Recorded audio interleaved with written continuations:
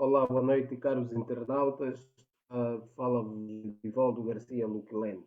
Desde já o projeto Jus Quarentena agradece a todos por estarem cá conosco a esta hora.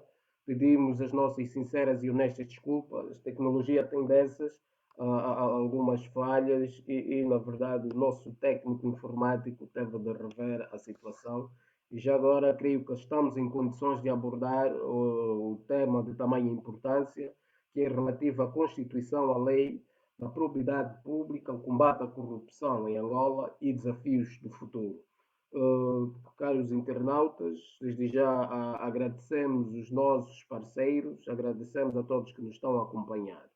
Para o efeito, sem mais delongas, nós, para hoje, de Lisboa para o mundo, temos como convidado o ilustre professor catedrático Jorge Bacelar Gouveia, que é advogado, jurisconsulto, árbitro judicial e mais outras ocupações que tem a nível da sociedade em geral, e sobretudo recentes ocupações na sociedade portuguesa, para dizer que é um dos melhores constitucionalistas do seu tempo e, sobretudo, os seus escritos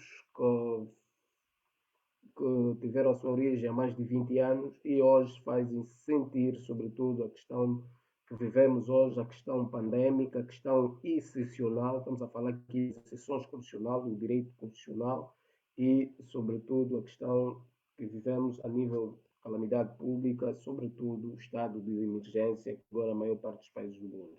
Caros internautas, para o efeito, tenho o privilégio de chamar cá conosco, nas salas do projeto Jus Quarentena, o professor Pedro, ou seja, o professor Jorge Bacelar Gouveia. Muito boa tarde, ou boa noite, boa tarde em Portugal, boa noite em Angola e talvez noutros sentidos, as diferentes partes do mundo que nos estejam a tentar acompanhar, visto que esta emissão é universal. As minhas saudações e o grande gosto de aqui voltar aos vossos colóquios.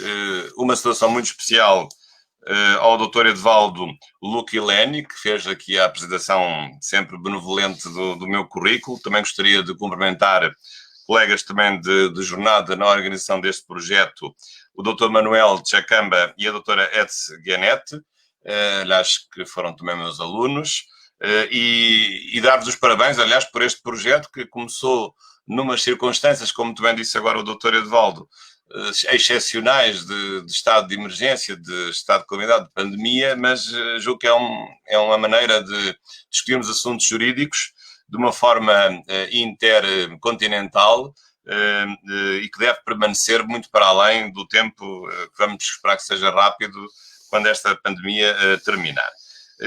O tema que hoje é proposto é o tema que está aqui anunciado: Constituição, Lei da Probidade Pública e o combate à corrupção em Angola, os desafios do futuro. O tema em si não é evidentemente um tema novo, o tema da corrupção é um tema permanente em todos os países, não é apenas também nem em Angola, nem em África, ao contrário do que muitas pessoas pensam. Às vezes ficamos com a ideia de que não há corrupção noutros países, isso não é verdade. Infelizmente não é verdade. Mas esta questão em Angola tem tido diferentes ímpetos e neste momento estamos numa fase em que o assunto é muito importante.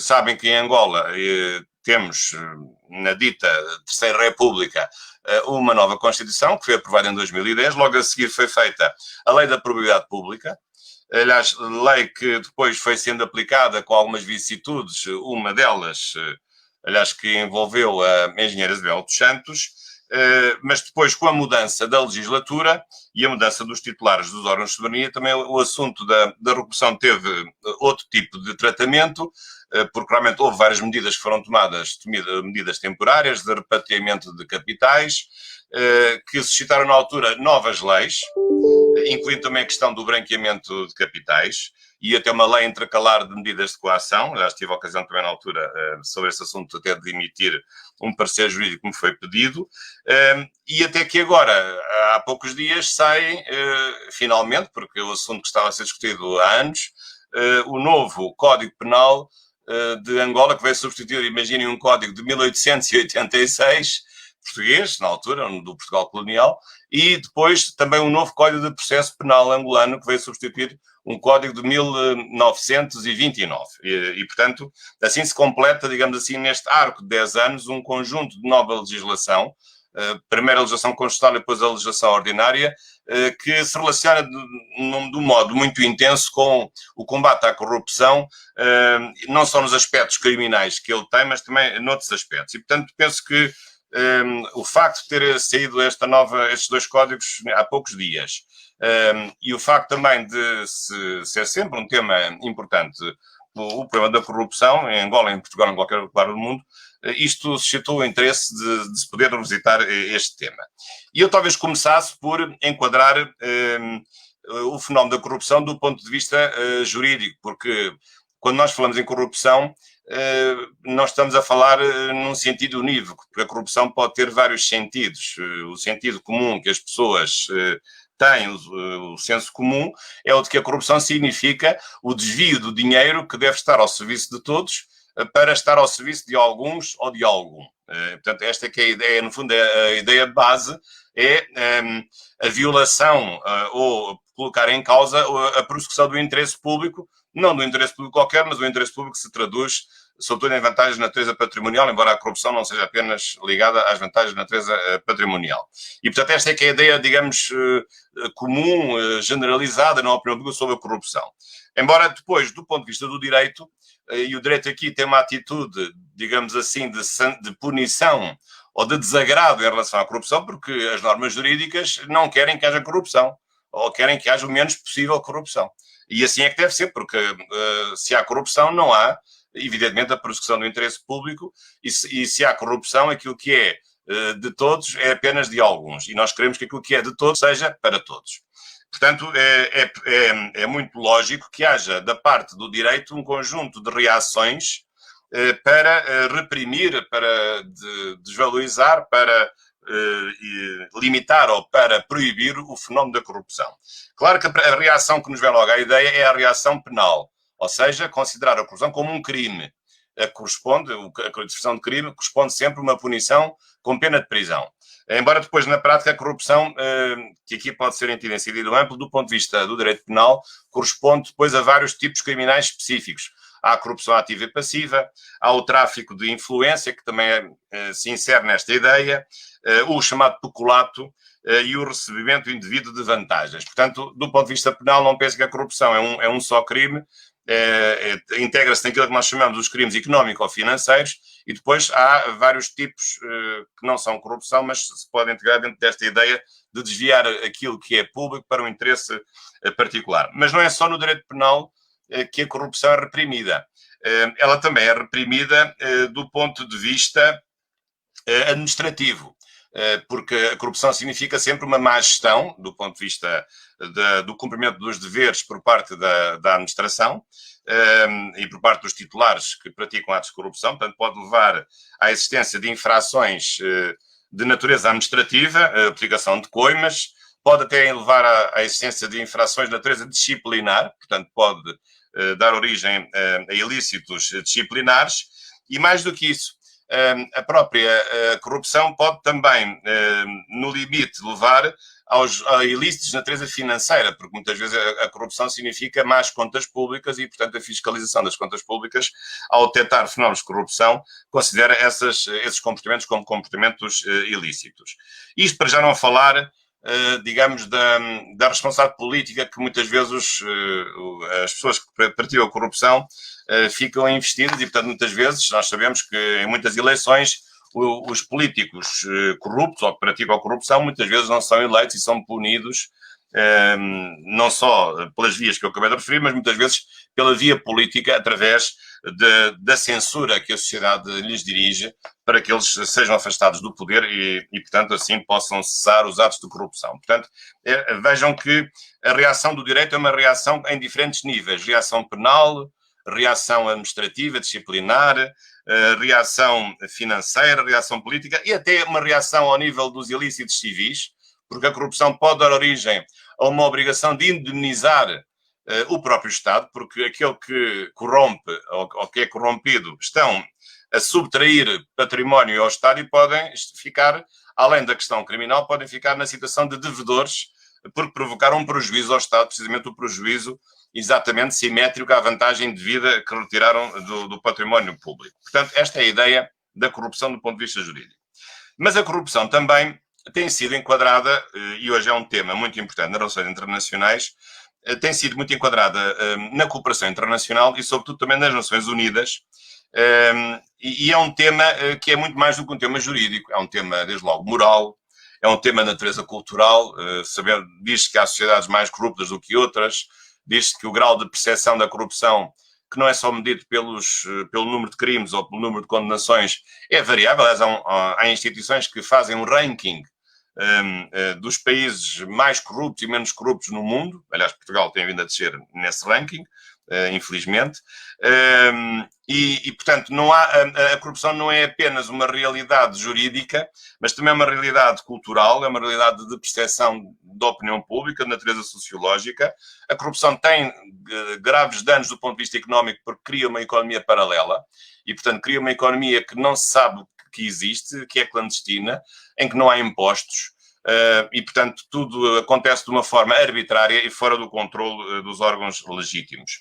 Para além do facto de, muitas vezes, a corrupção não ser apenas cada ato que é praticado, mas provocar, digamos, uma má eficiência ou uma ineficiência na gestão da coisa pública, levando a que, por exemplo, certa obra ou certa estrada, em vez de custar X, custa X ao quadrado ou ao cubo. E, portanto, isto, como compreendo, tem consequências muito más do ponto de vista da eficiência económica da gestão dos recursos.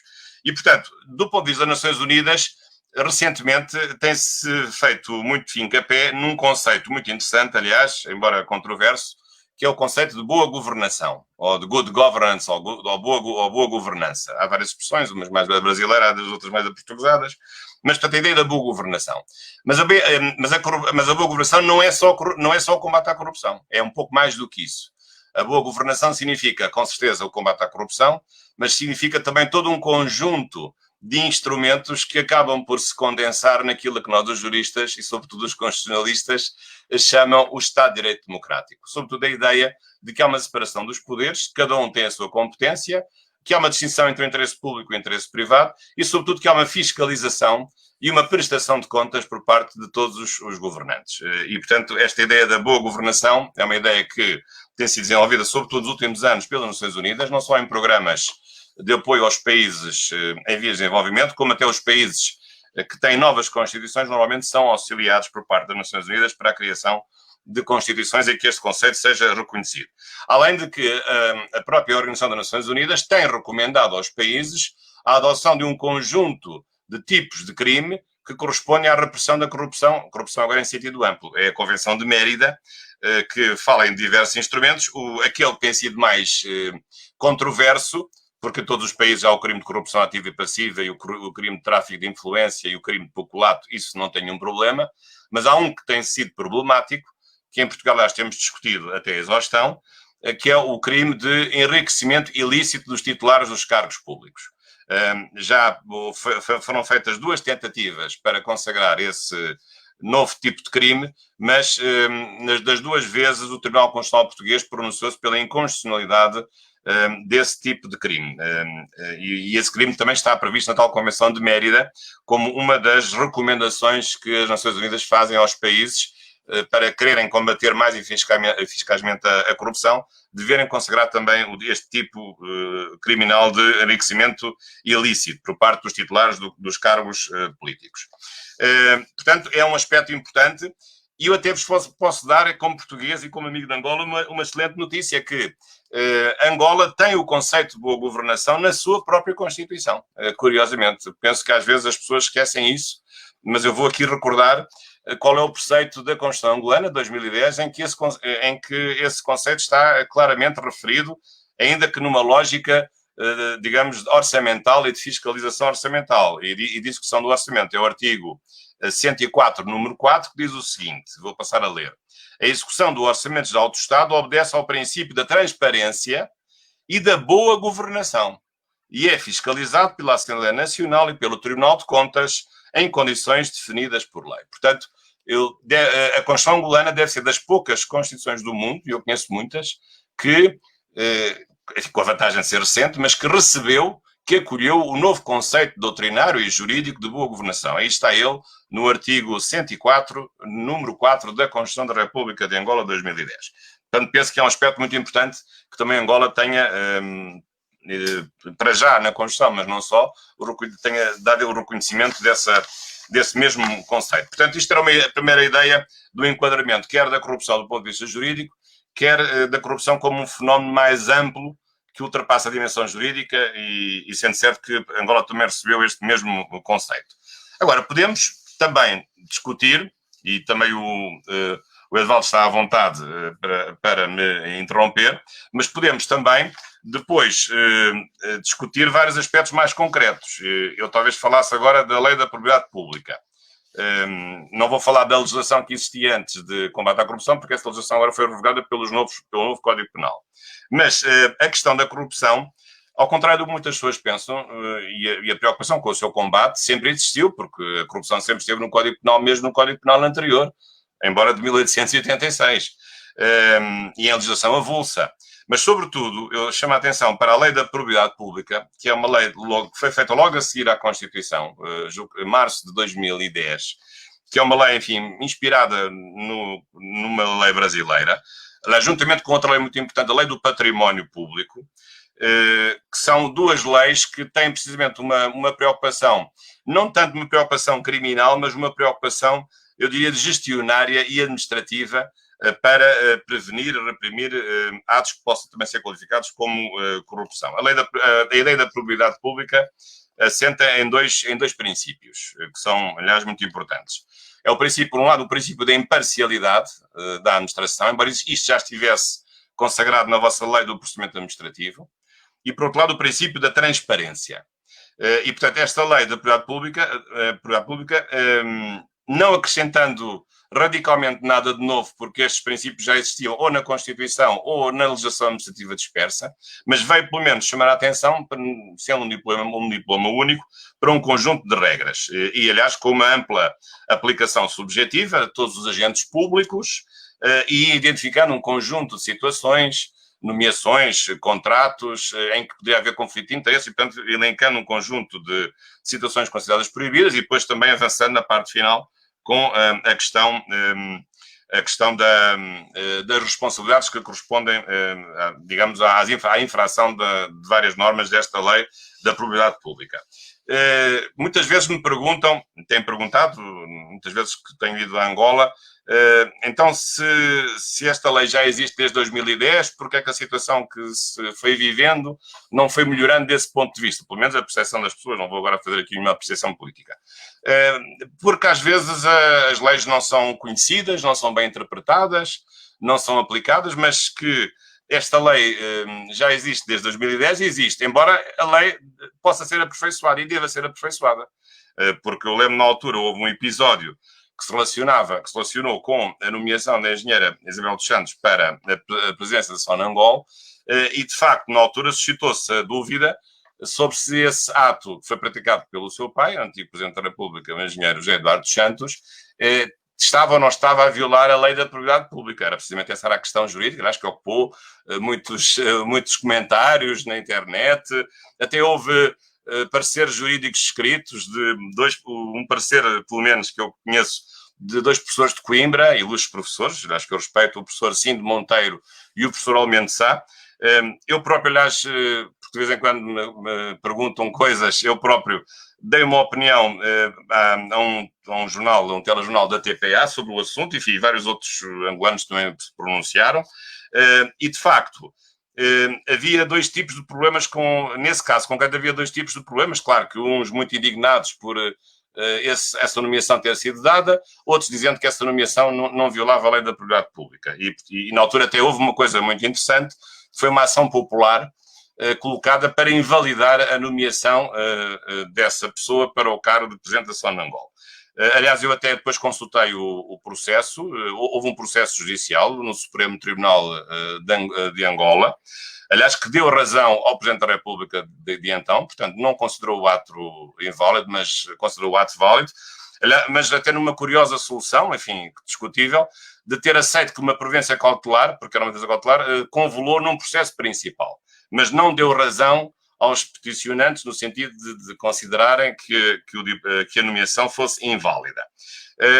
E de facto, havia dúvidas sobre isso. Aliás, esses dois professores de Coimbra que escreveram esse parecer invocavam, por um lado, a inconstitucionalidade dessa lei, porque essa lei acrescentava mais deveres ao Estatuto Presidencial quando o Presidente da República tem um estatuto que no plano da Constituição nós qualificamos como reserva de Constituição, portanto não pode a lei ordinária, porque a lei da República é uma lei ordinária, não pode acrescentar mais nada àquilo que já são os direitos e os deveres, que no caso o Presidente da República tem um estatuto especial, porque é um estatuto absolutamente blindado de reserva de Constituição. Esse era um dos argumentos para considerar a lei da probidade nessa parte como sendo inconstitucional, mas depois havia outros argumentos, e eu na altura também me pronunciei sobre isso, embora não tivesse dado aqui nenhum parecer escrito, apenas uma opinião oral, que havia outro problema, que era o problema não só da natureza do ato, mas sobretudo o facto do Presidente da República não constar de uma enumeração de entidades às quais a lei se aplicava. Portanto, aliás, a lei tem uma enumeração de uma série de entidades, logo ao princípio, começa pelos membros julgo pelos membros do governo, não fala do Presidente da República, e depois fala dos deputados, fala dos juízes, e portanto também havia desde logo um problema de delimitação subjetiva da aplicação desse diploma, para além do próprio Estatuto Presidencial.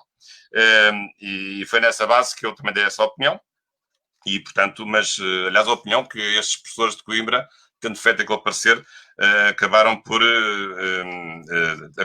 acabou por vingar, porque foi a opinião deles que fez vencimento no Tribunal, no Supremo Tribunal, aliás, depois tendo havido um recurso de inconstitucionalidade para o próprio Tribunal Constitucional sobre essa mesma decisão. Mas, portanto, como veem, este foi um momento crítico, também, porque havia também um enquadramento político de mudança dos titulares dos cargos públicos, a mudança do anterior Presidente para o novo Presidente, com tudo o que isso depois implicou, e sobre isso eu não vou falar, digamos, de sucessão de pessoas e de questões.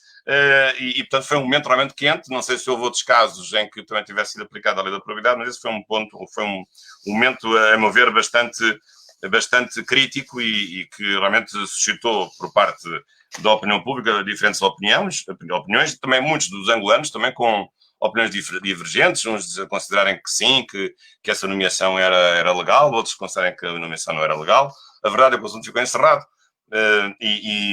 Portanto, o Tribunal também decidiu dessa forma.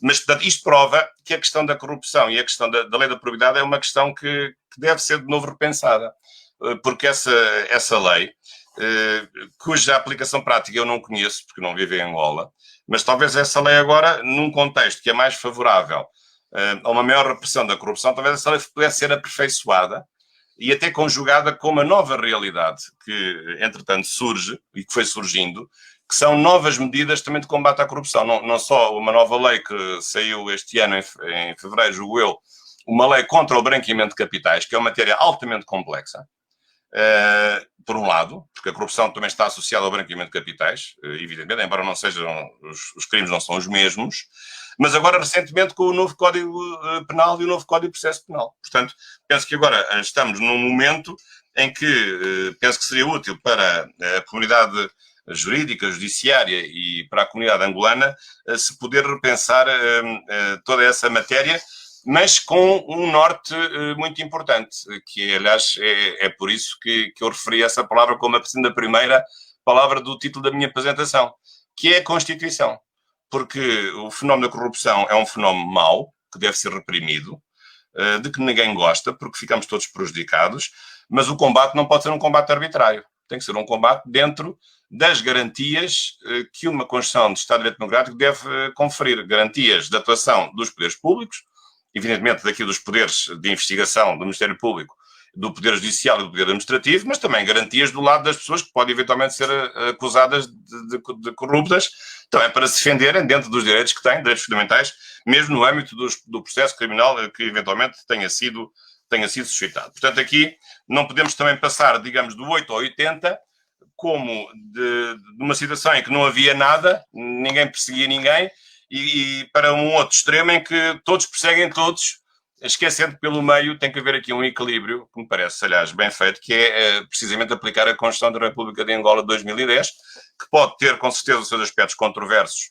sobretudo em matéria de sistema de governo, mas na matéria dos direitos fundamentais é uma Constituição muitíssimo bem feita e portanto, que deve merecer, julgo eu, toda a atenção para permitir que as leis que vão saindo sejam devidamente aferidas em função daquilo que diz a Constituição. E eu digo isto também porque estive agora nestes dias para me preparar a ler o novo Código Penal e o novo Código de Processo Penal angolanos, e há questões novas que estes códigos têm, mas questões que são de política criminal, de política processual criminal, sim senhor, mas também podem ser questões constitucionais. E que, a meu ver, suscitam dúvidas e lanço estes temas também para o debate. Não me pronuncio sobre a política partidária angolana, mas como jurista e como professor também de universidades angolanas, também tenho, enfim, o dever e o gosto de intervir, aliás, com o livro que ali está, Direito Constitucional de Angola, que, aliás, que agora, cuja segunda edição, neste momento, agora estou a preparar, porque já está esgotada. E em relação ao Código Penal, já agora, então quais são os vários temas que podem suscitar, quais são as novidades? Bem, há muitas novidades no Código Penal, desde logo, sim, Val, antes de entrarmos na matéria relativa às novidades do Código Penal, portanto, o professor escorreu aqui algumas matérias relativas à questão da corrupção.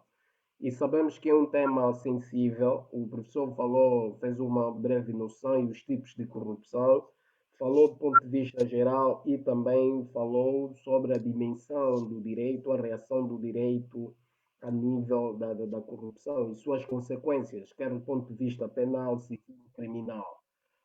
No entanto, há aqui algumas questões que se colocam. Na verdade, é que nós sabemos que Angola, de per si, a nível da classificação, a nível mundial, é tido como um dos 10 países mais corruptos do mundo, em que existe uma plutocracia, ou estamos aqui a falar de uma classe de corruptos, muito evidente. Dali ser visível, estamos aqui a dizer, não precisamos ir ao laboratório, que a olho nu vê-se a pobreza extrema que se vive em Angola. Vimos a questão dos serviços, estamos aqui a falar de serviços básicos, que muitas das vezes estão atrasados. Tudo isso são fatores, são as causas, são os fatores daquilo que é a corrupção, a má distribuição da riqueza, a má governação, essa má gestão do erário dos bens públicos, e que de per si fez com que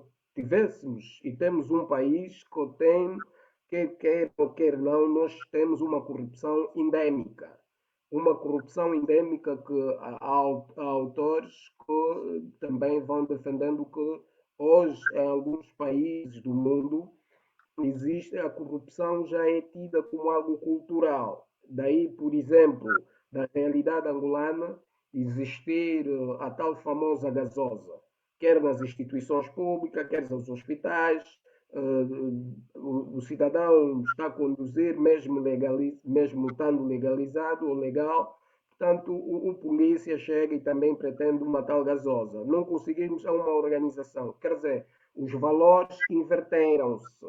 Portanto, noutra hora estamos a falar antes da independência, ou quanto do princípio da independência, nos primeiros anos, houve disciplina e os valores culturais foram respeitados dos nossos ancestrais. Nós estamos a falar aqui questões que meramente tiramos a lei. Não estamos aqui a falar, por exemplo, tiramos as normas jurídicas que o professor tal como abordou, mas também há aqui uma questão de outras normas, a ética, a conduta social. Portanto, isso é tão importante que faz com que cada um de nós tenha integridade.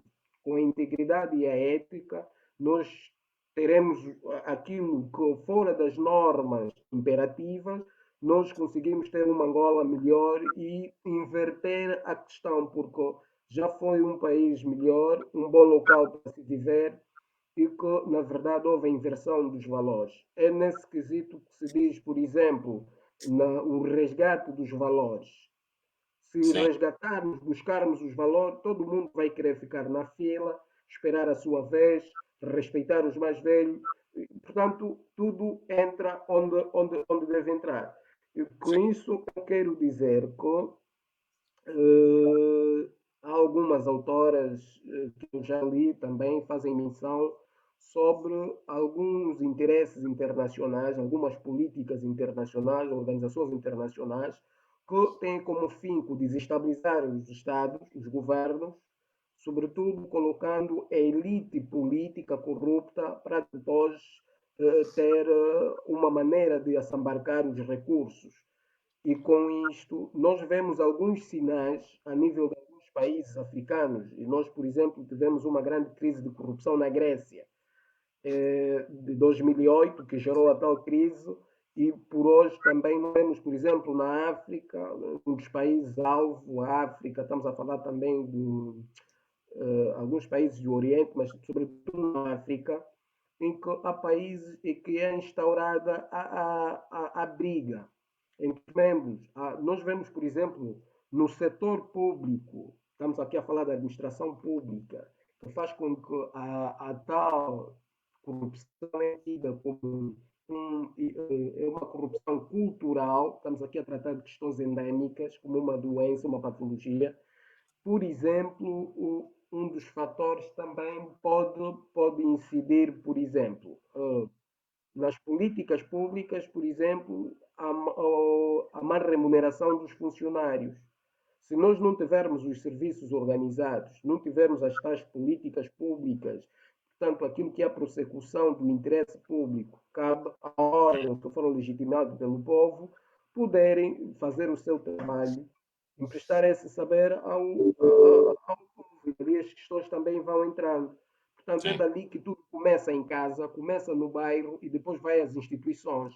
Mas para isso há algo muito mais importante, em meu fraco entender, tirando as normas jurídicas, que é a questão da integridade e a moralidade. Sim. Daí nós temos essas normas. E o professor fez aqui, escorreu e muito bem sobre o fenômeno da corrupção. O professor viu, no fundo, nós já temos as leis, temos princípios constitucionais, e o professor, no fundo, não é a falta, por exemplo, hoje não se combate a corrupção, por exemplo, por questões de normas legais. Uhum. Porque de normas legais nós temos, e o professor fez menção aqui de alguns princípios, a própria Constituição, que era a nível de garantia dos direitos fundamentais, e também nós podemos, o artigo 198 vai falar sobre alguns princípios e toca no princípio da probidade administrativa e outros, e o professor tocou aqui num princípio brilhante, que é o princípio da boa governação. E esse princípio da boa governação, que consta da Constituição, é reforçado a nível da lei da probidade pública. A lei da probidade pública, embora parece haver aquela falta de aplicabilidade, mas é muito rica. E, por exemplo, toca-se aqui nessa questão. O que é que o professor entende? Que temos as leis, temos todo temos um aparato de normas jurídicas e nós estamos a viver momentos sublimes no combate à corrupção. Essa é a bandeira do governo atual, que, embora aqui hoje não podemos falar sobre o combate à corrupção sem nós falarmos da questão da impunidade, porque Uhum. existem as leis e o que está, parece-me que, e eu acompanhei uma entrevista em tempos do professor Benja Satula, e muito bem, falou da questão da impunidade. E é isso que parece-me que temos as leis e é a questão da impunidade. E nós, por exemplo, o professor acompanhou, e os nossos internautas creio que acompanharam a questão do Angola Gate e também Luanda Leaks. Acompanhamos esses processos, mas nós aqui vamos fazer algumas interpretações, não do ponto de vista político, mas também a questão que se Claro. encontra tem o político e que o direito muitas das vezes também não só o direito vai resolver. Claro. Eu gostaria que o professor comentasse um pouco sobre a Eh, questão de que temos as leis desde a Constituição e tal, e nós atendendo que estamos numa corrupção endémica, uma corrupção cultural, qual é a solução? Porque nós agora queremos queremos é, na verdade, solução.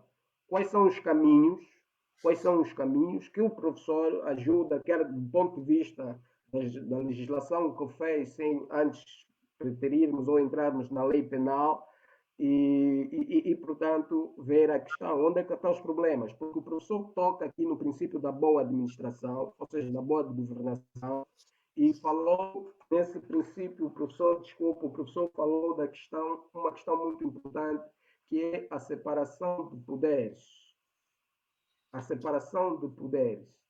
Portanto, é preciso nós vermos ali quais são também os problemas constitucionais que, do ponto de vista da organização constitucional, também fazem com que essa boa governação, do ponto de vista prático, pode não ter o sucesso desejado. E hoje nós estamos a ver que temos um esvaziamento de poder do Tribunal de Contas para o IGAI. Então é preciso nós vermos quais Não são é a os mesma poderes coisa. Não é a do mesma coisa. titular do Poder Executivo, qual é a interferência do titular do Poder Executivo, do Poder Judicial e do próprio Parlamento relativamente a essas questões. Está bem, Valdo. Bem, Valdo pôs aqui várias questões, eu vou responder. Mas eu até vou começar já pela última. Isso daria talvez uma outra conferência, talvez mais controversa para mim. Estou sempre a expor-me, enfim, à acidez da opinião pública, mas eu não tenho medo. Que é a revisão da Constituição. Eu acho que a Constituição angolana talvez possa merecer, não está velha, mas possa merecer uns retoques. E há vários assuntos que devem ser retocados. Eu sou tudo aquilo que refiro da separação dos poderes. A Constituição consagra a separação dos poderes, mas quanto menos houver nomeações por parte do Poder Executivo de titulares do Poder Judicial, melhor. Melhor. Também as há em Portugal. Quem é que nomeia o Presidente do Tribunal de Contas? Tivemos há poucas semanas em Portugal uma grande polémica, aliás com contornos um pouco até bastante estapafúrdios, porque a certa altura não se sabia quem é que era o Presidente do Tribunal, portanto um tinha saído e o seguinte ainda não tinha entrado, havia um vazio de poder do ponto de vista da função presidencial de um Tribunal Superior, imagine-se, mas em Portugal o Presidente de um Tribunal Superior, Supremo Tribunal, um verdadeiro tribunal, não é só tribunal, mas é também um verdadeiro tribunal, é nomeado pelo Presidente da República, sob proposta do Governo. Onde é que está a separação dos poderes? Não existe aqui separação dos poderes. Claro que se pode dizer que a pessoa, depois de ser nomeada, é investida numa função judicial e, portanto, como dizia um velho jurisconsulto antigo, da antiguidade, da Idade Média, ou da Antiguidade Clássica, julgo que era Bartolo, e essa pessoa não tem uma legitimidade de título, mas tem uma legitimidade de exercício. Isto é, o facto de ele exercer com independência as suas funções torna-o justificado e torna-o aceito na comunidade como um bom juiz, digamos assim. Mas eu, se fosse legislador português constituinte ou constitucional, a primeira coisa que eu faria era imediatamente eliminar a competência que o Presidente da República tem para designar o Presidente do Tribunal de Contas. Eu acho que isso é inadmissível, porque um Presidente de um Supremo Tribunal deve ser eleito pelos próprios pares. Eu penso que isso é uma regra elementar e não se justifica uma intervenção do poder, neste caso presidencial e executivo, na nomeação da cabeça de um outro tribunal, que é um tribunal superior. Mas, portanto, a separação dos poderes também tem muito que se diga. Enfim, a questão do Tribunal Constitucional é diferente. O Tribunal Constitucional em Portugal, 10 juízes são eleitos pela Assembleia da República, uma maioria alargada. Isso também é um assunto controverso, mas, apesar de tudo, não me parece que seja grave, como é este caso do Presidente do Tribunal de Contas. E sei que em Angola, aliás, eu próprio citei o Tribunal de Contas neste artigo, é um tribunal que é muito importante e uma coisa é um tribunal, outra coisa é uma inspeção administrativa. O tribunal tem funções judiciais. A inspeção não tem a natureza e não tem a independência e a imparcialidade que tem um tribunal, ainda por cima o Tribunal de Contas de Angola. Mas para responder ainda às suas questões e às suas inquietações, que também são as minhas, embora eu não seja um especialista nem em sociologia da corrupção, nem nas políticas de combate à corrupção do ponto de vista, digamos, políticas públicas, não é muito a minha área, mas eu posso dizer aqui várias coisas. Em primeiro lugar, a importância que eu não referi, e também refiro isso, a importância da comunicação social. A comunicação social ativa e que investigue, dentro dos limites de não ofender a honra das pessoas naturalmente, mas uma comunicação social ativa, que respeitando os direitos das pessoas, investigue a corrupção, é muito importante para que as pessoas tenham a percepção de que ela existe e para que os órgãos que têm a responsabilidade de a reprimir possam agir, enfim, em conformidade. Portanto, a comunicação social tem aqui muita importância nesta matéria. Claro que a corrupção hoje é um tema muito na moda porque vende muitos jornais, a corrupção e o crime, digamos assim, a corrupção é um dos crimes, mas digamos, a dimensão dos crimes é uma das coisas que está na moda e que muitas vezes também leva a exageros e muitas vezes lança-se lama sobre a honra das pessoas e essa lama depois nunca mais sai e às vezes as pessoas são, ou nem perto dos casos, são absolutamente inocentes. Mas, apesar de tudo, a comunicação social tem o seu papel e deve ser respeitado. E também há outras coisas. A corrupção também se combate numa lógica preventiva, não é só numa lógica repressiva. O ideal é que não se propiciem condições favoráveis, caldos de cultura, para que a corrupção possa ocorrer. E como é que isso se faz? Remunerando bem as pessoas, há pouco falou da gasosa aos polícias, pagando bem aos polícias, pagando bem aos juízes, pagando bem àqueles que gerem a coisa pública, diminuindo a burocracia, porque a burocracia, quanto mais burocracia, mais corrupção, aquela corrupçãozinha, que também é tão grave como a grande corrupção dos grandes projetos económicos.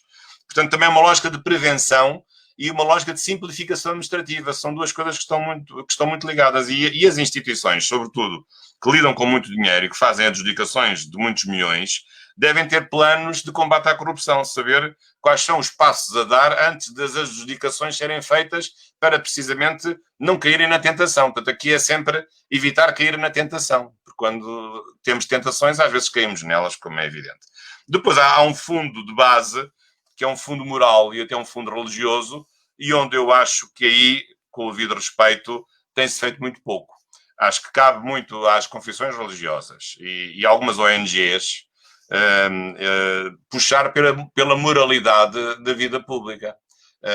Portanto, a corrupção é uma coisa, é um pecado, é uma coisa condenável do ponto de vista religioso e do ponto de vista moral. A corrupção é imoral, sobretudo um país que tem as condições de Angola. Portanto, também aqui acho que cabe, há um papel muito importante das organizações religiosas também para puxar pela moralidade dos atos públicos e para tentar, de facto, que as pessoas se sintam bons cidadãos quando cumprem a lei e quando não se deixam corromper e não, enfim, haver uma outra mentalidade, que era a mentalidade dominante aqui em Portugal há 20 anos, eu lembro-me disso, hoje já não é assim, que era aquela mentalidade de que o bom cidadão era aquele que conseguia fugir do pagamento dos impostos ou aquele que conseguia uns dinheiros extra por fora, ele sacava umas gorjetas, não as gorjetas lícitas, mas as tais gasosas ilegais, sobretudo no exercício da autoridade, e portanto isso é um trabalho que demora o seu tempo,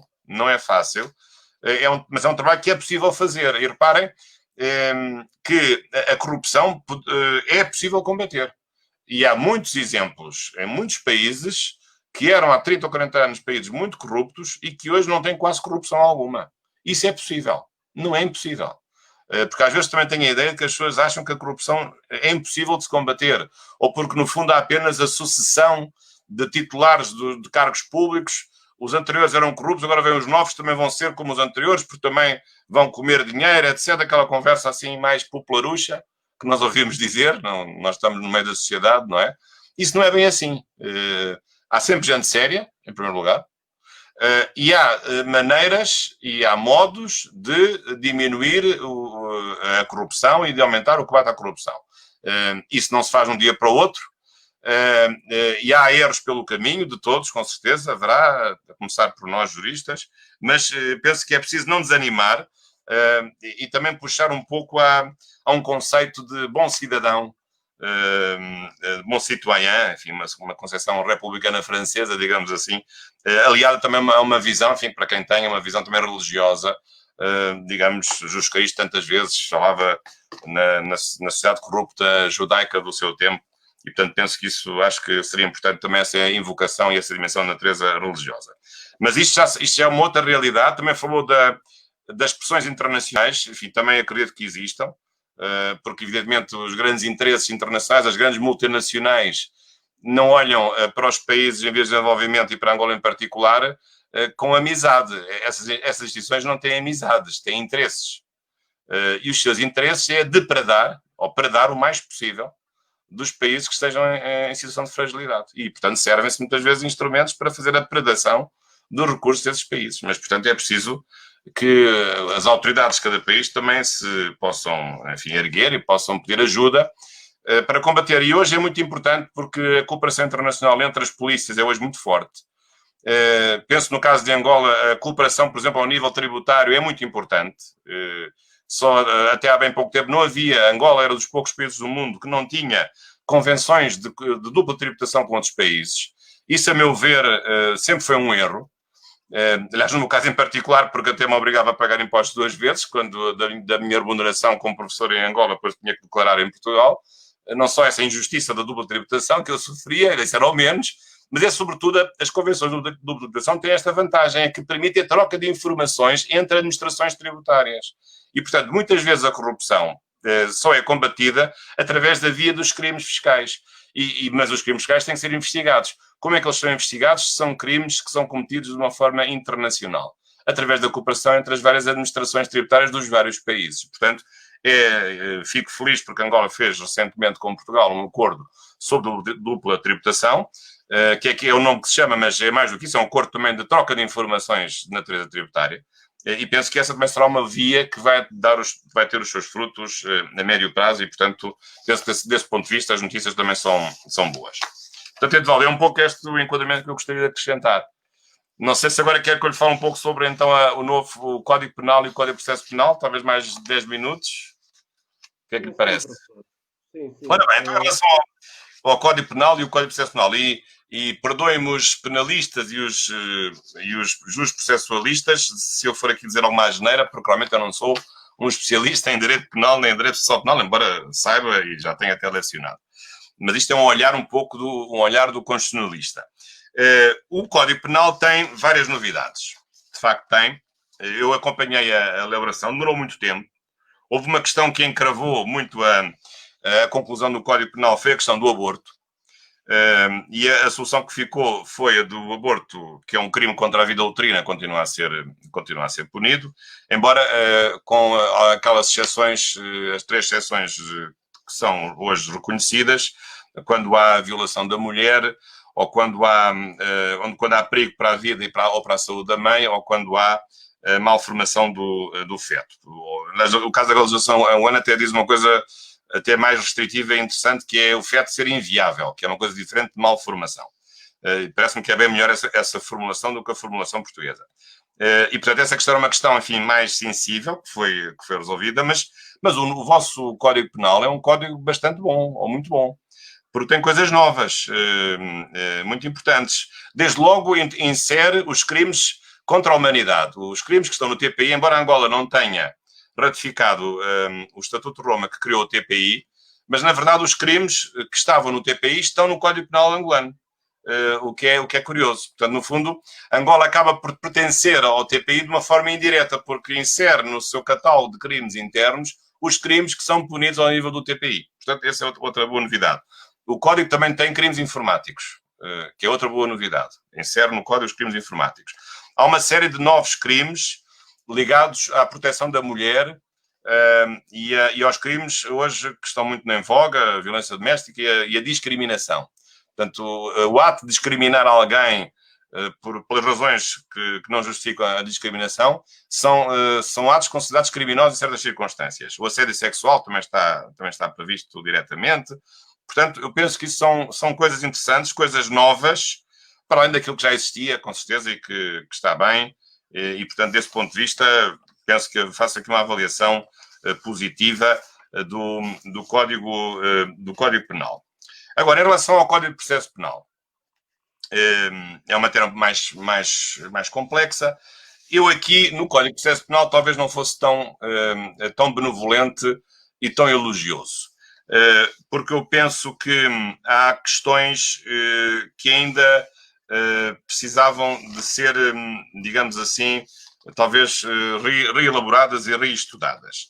Embora haja coisas interessantes. Desde logo, uma coisa que eu achei interessante é Angola ter consagrado aquilo que agora já não se chama assentos, mas os acordos da uniformização da jurisprudência, quando há uma interpretação divergente de decisões judiciais, o Supremo Tribunal tem a possibilidade de fixar uma doutrina com força obrigatória para os próprios tribunais judiciais. Nós tínhamos isso com os assentos, depois os assentos foram considerados inconstitucionais por 7-6 e passámos a ter apenas acordos de uniformização. Angola tem esse mecanismo, me parece bem, aliás até um pouco mais forte do que o português, mas mais do que isso, tem depois um outro mecanismo que são os acordos para a unidade do direito, que é uma coisa muito mais interessante, porque já não tem que ver diretamente com certas decisões concretas, mas o Ministério Público pode pedir ao Supremo Tribunal que faça um acórdão para garantir a unidade da aplicação do direito. É o artigo 512 do Código de Processo Penal. Isto é um assunto interessante para nós aquilatarmos do papel da jurisprudência, que eu acho que é muito importante, na formação do direito e até como fonte, embora complementar, como fonte autónoma do direito. E penso que isto é um aspecto aqui que Angola tem alguma originalidade. Agora, há outras coisas que me parecem mais discutíveis, e já estão a imaginar quais sejam, que são a questão das medidas de coação que são aplicadas aos arguidos, portanto, numa fase em que se está a fazer a investigação do crime. Em Angola continua a chamar-se instrução preparatória e instrução contraditória. Nós em Portugal também tínhamos essa designação, mas a instrução preparatória passámos a chamar inquérito, que é a primeira fase, que é da responsabilidade do Ministério Público, termina com o arquivamento ou com a acusação, enquanto que em Angola, e depois disso, em Portugal, vem a instrução, que não se diz contraditória, mas é só a instrução, que é, digamos, submeter a acusação a uma pronúncia de um juiz, que não é o juiz do julgamento, mas é antes disso, para confirmar ou não confirmar a acusação, e depois é que haverá uma terceira fase, que é o julgamento.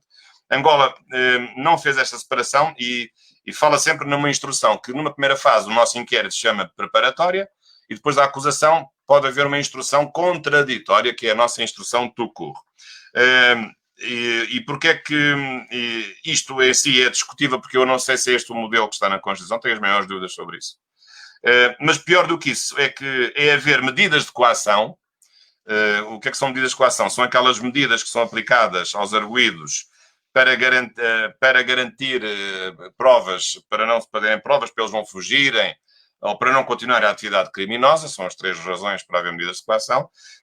Mas eu até fiz realmente um parecer escrito sobre este assunto, sobre alguém que viveu em Angola. Este sim é um parecer escrito. Mas porquê? Porque algumas das medidas de coação, eu já dizia isso em relação à lei intercalar, que entretanto ficou revogada pelo Código de Processo Penal, que era a lei das medidas de coação, havia uma lei autónoma, e porque essa lei, cujo conteúdo passou para o Código de Processo Penal, continua a dizer que há medidas de coação que podem ser aplicadas logo pelo Ministério Público e não pelo juiz de instrução criminal. Eu acho que as medidas que implicam a limitação da liberdade individual, claro, a prisão preventiva, a prisão domiciliária, a proibição de certas atividades, a obrigação da prisão periódica, a interdição de saída do país, etc., no Código de Processo Penal angolano podem ser aplicadas estas últimas pelo Ministério Público, logo, pelo magistrado do Ministério Público, embora possa haver recurso para o juiz de instrução, em Portugal isso nunca é possível. É só o juiz de instrução que aplica essas medidas e eu acho que assim é que deve ser, porque são medidas particularmente graves de limitação da liberdade individual. E eu acho que, lendo a Constituição, aliás, nesse parecer que eu fiz, estudei esse assunto, lendo a Constituição, eu parece-me que o modelo da Constituição é um modelo em que só o juiz é que pode aplicar as medidas de coação limitativas ou limitadoras da liberdade individual e nunca pode ser o Ministério Público. Mas eu sei que a Constituição angolana tem artigos diferentes, usa expressões diferentes, por exemplo, para o domicílio, a entrada do domicílio diz uma coisa, para a aplicação de outras medidas diz outra coisa, interseções telefónicas, entrada do domicílio, mas, a meu ver, penso que o ideal mais garantístico e o mais equilibrado seria atribuir sempre ao juiz e nunca ao Ministério Público, que pode pedir, com certeza, mas não não lhe dar o poder de aplicar logo, embora haja depois recurso, mas o recurso pode demorar muito tempo, de aplicar logo essas medidas de coação. Este é um aspecto que eu discuti muito aqui há 2, 3 anos com vários ilustres penalistas, que talvez até me estejam a ouvir, em particular o professor José Sambo, que também participou, e com a professora Lúcia Sebastião, mas penso que eu percebi que o que ficou no fim foi, de facto, a solução que já estava na lei das medidas de coação, na lei intercalada das medidas de coação.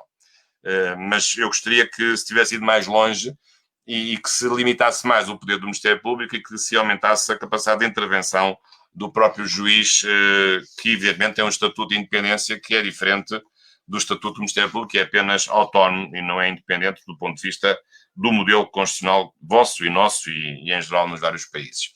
Portanto, penso que há aqui muito para estudar. Lanço aqui também o desafio aqui ao Jus Quarentena e ao Edvaldo, também para fazerem uma ação destas. Já falei da revisão da Constituição, mas também sobre as questões do novo Código Penal e do novo Código de Processo Penal, embora sejam questões mais técnicas.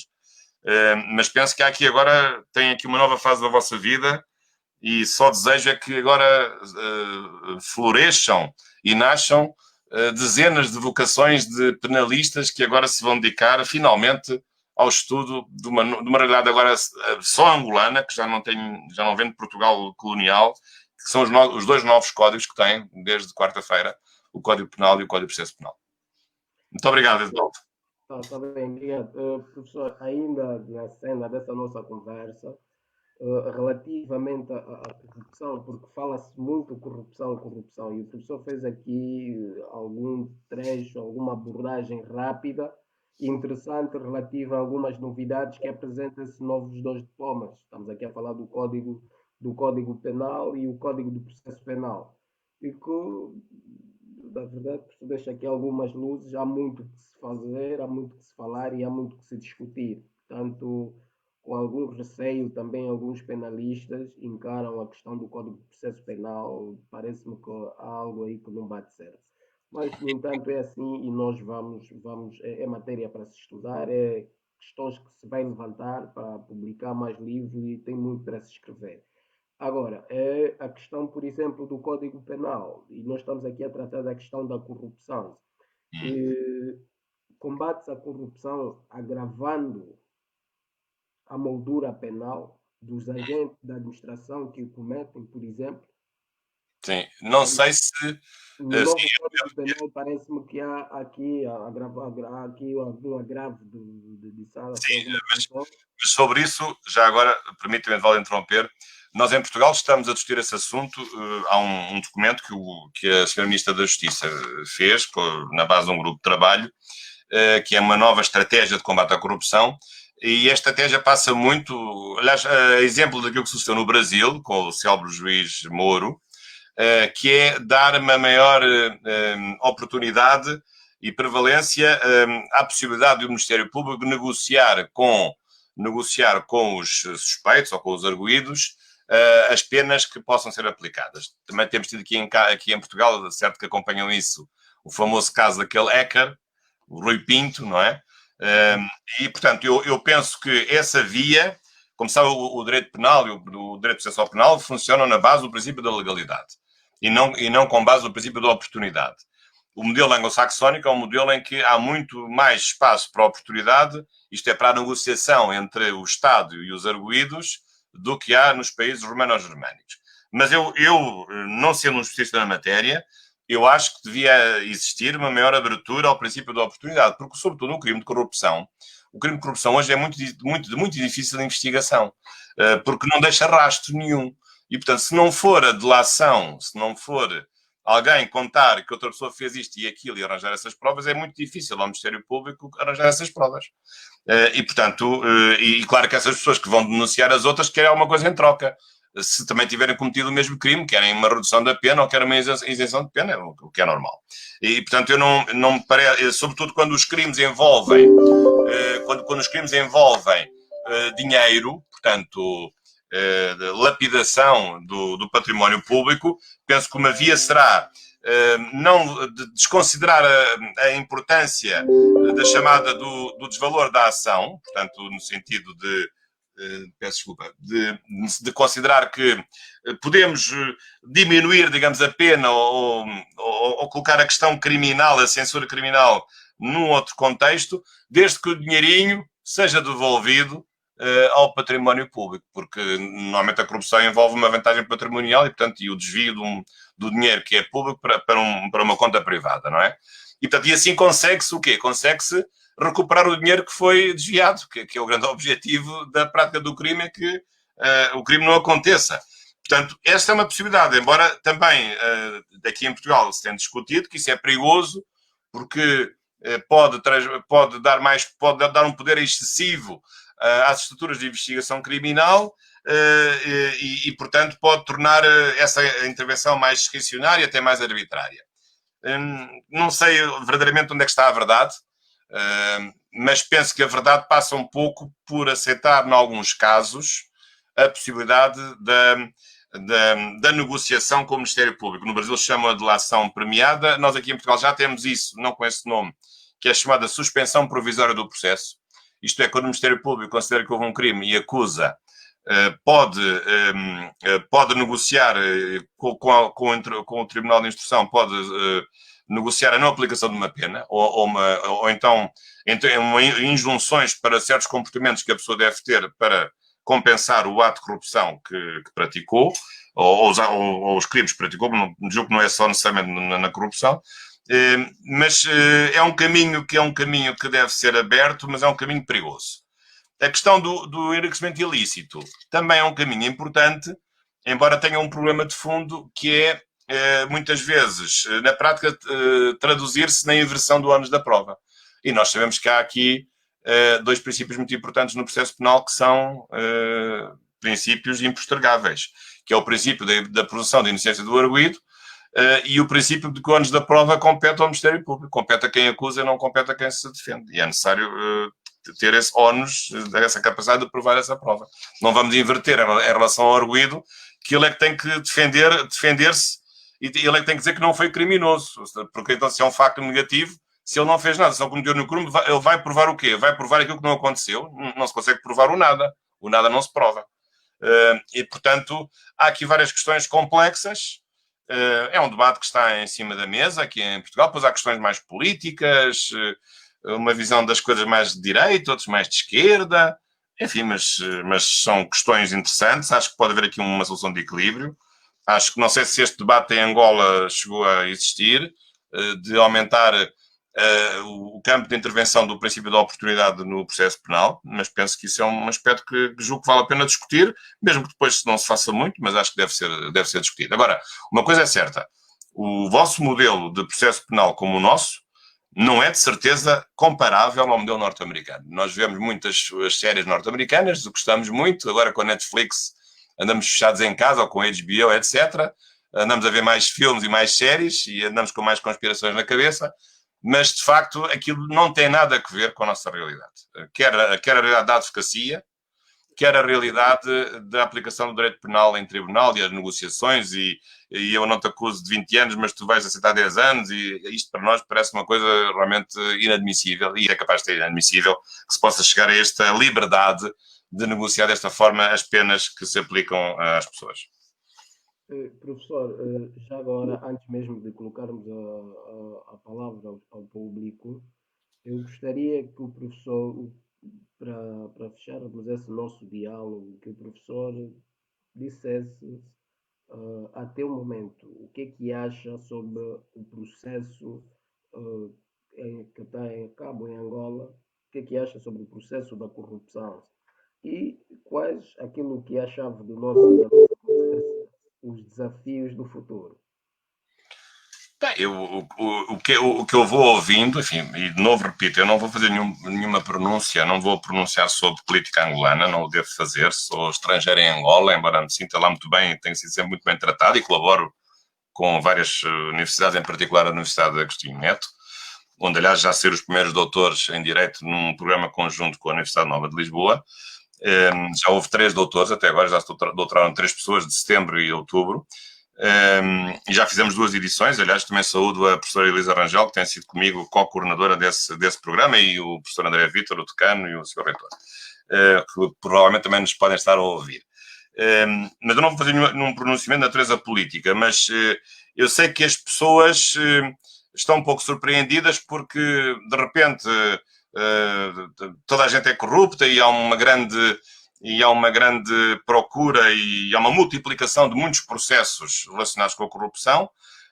Eu penso que houve uma coisa importante que o novo Presidente da República fez e que talvez na altura não tivesse sido bem lembrada, que foi Aliás, ele falava disso na campanha eleitoral que eu acompanhei. Aliás, fui observador internacional nas eleições angolanas, das eleições presidenciais e legislativas, e ele falava disso, eu acompanhei a campanha também, e que era a ideia, digamos, de que ele, reconhecendo o problema da corrupção, de dar uma oportunidade de haver, digamos, o repatriamento dos dinheiros que estavam fora do país e, portanto, com isso, dar um perdão em certas circunstâncias.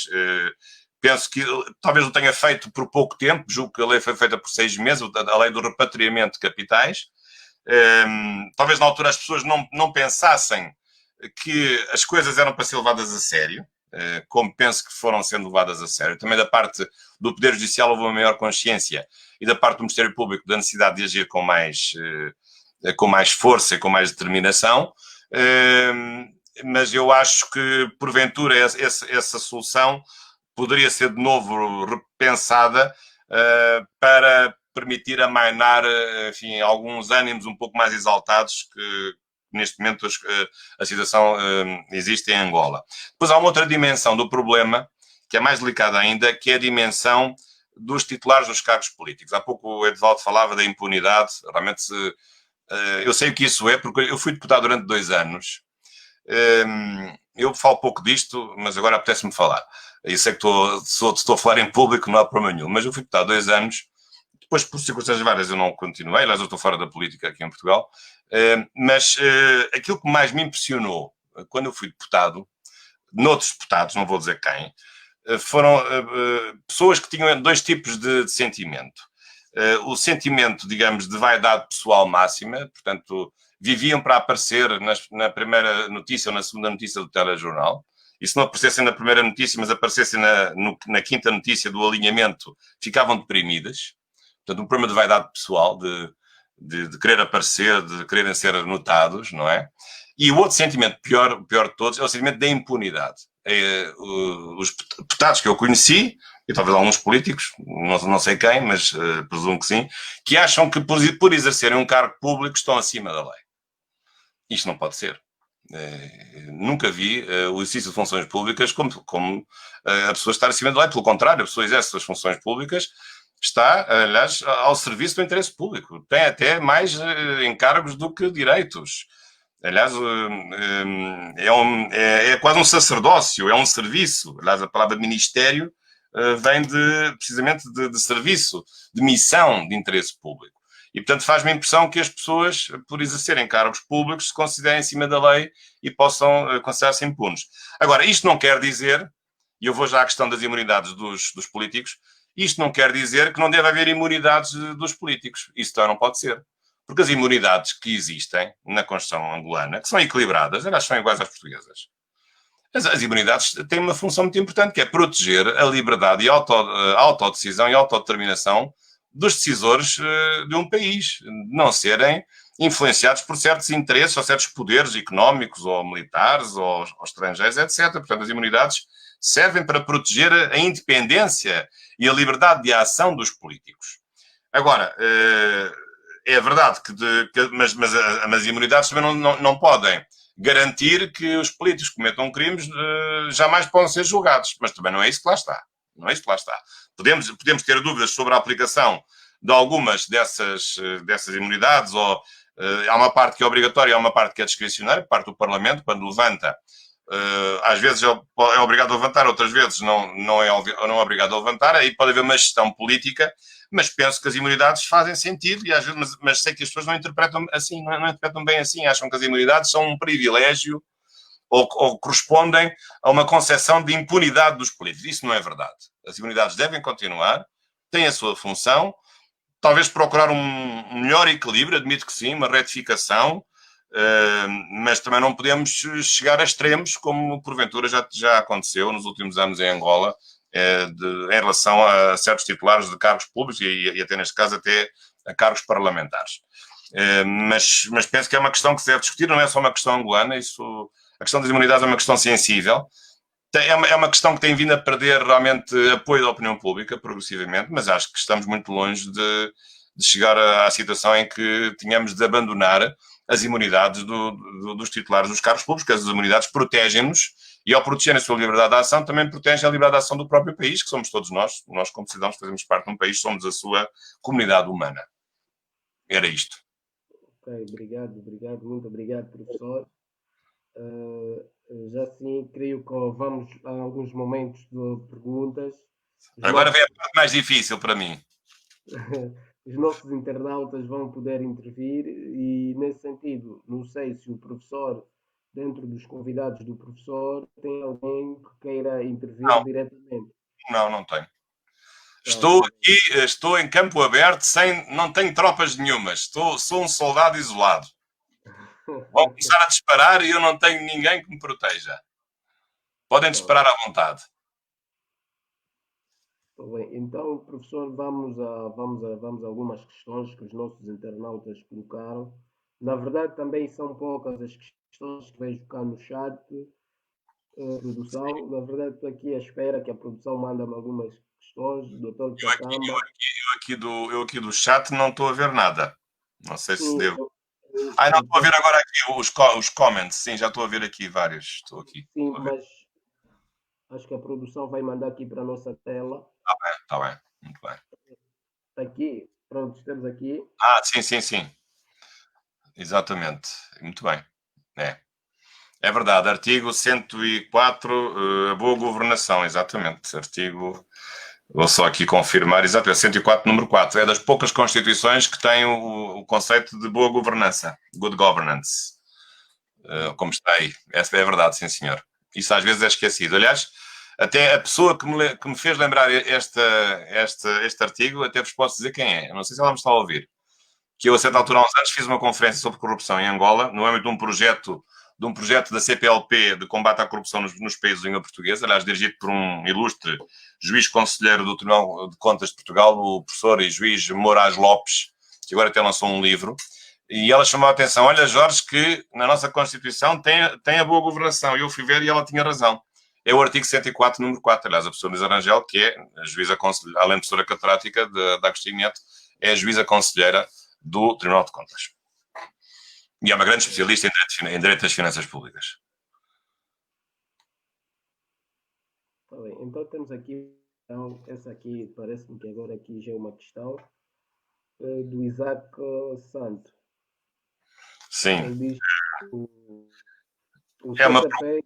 Sim, já percebi. O do Isaac Santo. Bem, este é um assunto complexo, porque eu costumo sempre dizer que a independência do Poder Judicial é o último andar que se constrói no edifício do Estado de Direito. E é o andar mais difícil.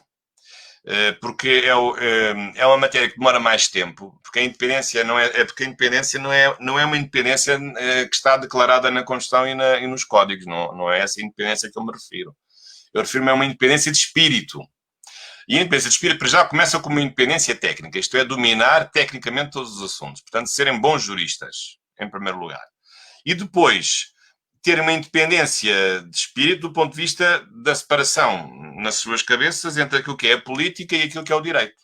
E às vezes não é fácil, porque nós sabemos que Angola tem todo um lastro da Primeira República, que agora não interessa, digamos assim, não interessa recriminar, mas interessa é saber que há uma explicação para a progressiva e lenta independência do Poder Judicial. Qual é? É que na Primeira República, na concepção comunista soviética, não havia separação dos poderes. Os juízes eram uma longa-manos do Poder Executivo e do Poder Judicial. E na concepção soviética comunista, como sabemos, não há separação dos poderes. Há o contrário. Há a unicidade dos poderes. Embora eles existam formalmente como separados, e até havia o Ministério Público, a Procuratura na União Soviética, mas, na verdade, os juízes estavam lá para executar uma política que era a política única, que era, enfim, o monismo ideológico, era caminhar para o comunismo. E, portanto, eu penso que isso, nos juízes, sobretudo mais velhos, não é fácil de rejeitar, porque foi a sua formação de base. Mas penso que, à medida que os juízes forem sendo... a classe dos juízes, à medida que for sendo rejuvenescida com as novas gerações, eu penso que isso será mais fácil de vencer. Também há aqui um problema de libertação psicológica de um modelo que não era um modelo de separação dos poderes na Primeira República, mas era um modelo de unicidade do poder. Mas, sobretudo, eu penso que a independência dos juízes, claro, passa por regras que garantam a sua independência, limitar cada vez mais a ação dos outros poderes sobre o poder judicial e não dar aos outros poderes o poder para nomear pessoas cada vez menos, mas que seja a própria magistratura de si própria que vá subindo e que vá escolhendo os seus dirigentes, mas depois também serem bons do ponto de vista técnico e perceberem os problemas sociais. Também não podemos hoje ter um direito que seja um direito meramente formal e um direito que não perceba a realidade concreta a que se está a aplicar. E Angola tem problemas concretos que não tem Portugal, que não tem a Europa, que não tem a América. E também outro erro é transpor ou transplantar para Angola modelos de aplicação judiciária e modelos de funcionamento dos tribunais que não têm nada a ver com Angola. E eu acho que isso às vezes também é outro erro, porque provoca uma inadequação das decisões à própria realidade angolana que merece ser estudada com olhos próprios. Não serei eu que farei isso, porque eu não tenho essa experiência, mas tem que ser os próprios angolanos a descobrir as soluções mais adequadas à sua própria realidade. Está bem. Ok, obrigado, professor. Gostaria que o professor fosse um pouco sucinto em algumas questões que fujam daquilo que é a nossa conversa, porque tem aqui algumas questões que fogem um pouco, vão mais para a área penal. Creio que aqui temos uma questão que interessa-nos. Como dá provimento a casos em que as provas são obtidas de forma ilícita, ainda que possa ser objeto do princípio da oportunidade. Não, isso aí é fácil. O princípio é o princípio da nulidade das provas ilícitas. Portanto, as provas ilícitas, as provas obtidas por tortura, ou sob coação, ou com violação do domicílio, sem autorização do juiz, etc., essas provas nunca podem ser admitidas e, portanto, sendo provas nulas, nem sequer entram neste diálogo entre o princípio da legalidade e o princípio da oportunidade. Julgo eu que nem sequer chegam a esse ponto, porque essa opção é uma opção posterior no processo penal. Mas o Ministério Público trabalha com provas e, portanto, e só pode trabalhar com provas que sejam provas válidas, não com provas proibidas, evidentemente. Ok, obrigado. Muito obrigado aí o caro internauta Isaac Santos. Já sim, temos aqui o nosso internauta assíduo José Lende, muito obrigado. E eu coloco aqui alguma questão pertinente, professor. Sim, estou a ver, já vi. Bem, eu não sei se, enfim, aqui o José Lendo não me leva a mal, eu não sei se isso é bem assim como ele escreve. Os tribunais estão sob a dependência do Ministério da Justiça. Aliás, até aproveito para comentar o Sr. Ministro da Justiça. Bem, não sei se é bem assim, porque, reparo, a dependência, porque esse assunto também é um assunto que em Portugal tem sido discutido. Não há bem uma dependência. Há, digamos, ou se quiser usar a palavra, há uma dependência administrativa. Em que sentido? É o Ministério que faz os edifícios dos tribunais. É o governo que tem dinheiro para aumentar o número dos juízes, o número dos procuradores, o número dos funcionários judiciais, que tem dinheiro para comprar computadores. Nesse aspecto, digamos, na parte da organização administrativa, de facto, como é preciso dinheiro do Estado, isso é uma realidade que está na área da função executiva, da função administrativa. Agora, a parte da decisão dos processos e da inspeção dos juízes, essa parte não tem qualquer interferência, nem pode ter qualquer interferência do Poder Executivo. Não é o Ministério que vai avaliar se os juízes estão a julgar bem ou estão a julgar mal. Isso é inadmissível. E se isso acontecer, é inadmissível. Portanto, aqui, digamos, aliás, hoje os Ministérios da Justiça têm pouco poder, não sei se já repararam, porque o seu poder é um poder que se reduz a uma hierarquia em funções que não são independentes, que é a função, por exemplo, dos oficiais de justiça, e em lidar com grupos de profissões jurídicas que têm a sua liberdade de ação. Os advogados, que é um grupo muito diverso e com capacidade de ação, também sou advogado e, portanto, tomo jeito também aqui todos os advogados angolanos, mas e depois dialoga com as outras profissões judiciárias ou jurídicas. Mas dialoga como? Propõe leis, mas quem faz leis é o Parlamento, mas não anda, não nomeia, não é o governo que nomeia juízes e procuradores, isso nem pensar. Portanto, quer dizer, essa dependência não poderia assim nesses termos tão amplos, mas se for uma dependência de natureza administrativa, penso que isso é admissível. Claro que eu não estou com isto a esquecer o modelo brasileiro, que é muito diferente. No modelo brasileiro, há um autogoverno completo da justiça, que não é só um autogoverno na designação dos juízes e na avaliação dos juízes, mas também um autogoverno administrativo e orçamentário, como eles dizem lá no Brasil, orçamental. há um autogoverno também das receitas e das despesas da justiça, no seu conjunto, que estão despesas e receitas que estão fora do quadro da decisão legislativa e da decisão administrativa.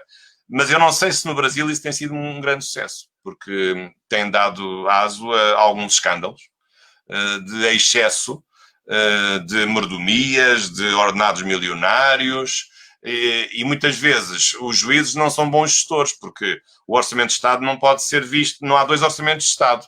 O Orçamento de Estado da Justiça e o Orçamento de Estado do resto. Não. A Justiça tem que estar em linha com as necessidades sociais. A Justiça é um dos serviços públicos, é uma das necessidades que nós temos. Mas também temos as necessidades da segurança, as necessidades da economia, da saúde, da educação. Porque é que a Justiça há de ser um mundo à parte em que pode haver todos os anos aumentos milionários e não vai haver aumentos para os outros funcionários da educação, da saúde ou das obras públicas ou em qualquer outra cultura. Não estou a perceber porque é que a Justiça há de ter um critério diferente de um critério geral que seja o critério que anime a decisão orçamental. E, portanto, penso que o modelo brasileiro pode pegar por excesso de quase que uma independência orçamental da Justiça, que pode causar também um desequilíbrio muito grande em relação a outras necessidades sociais que são tão justas como as necessidades próprias da despesa com a Justiça. Ok, obrigado, professor. Ainda temos aqui alguns internautas.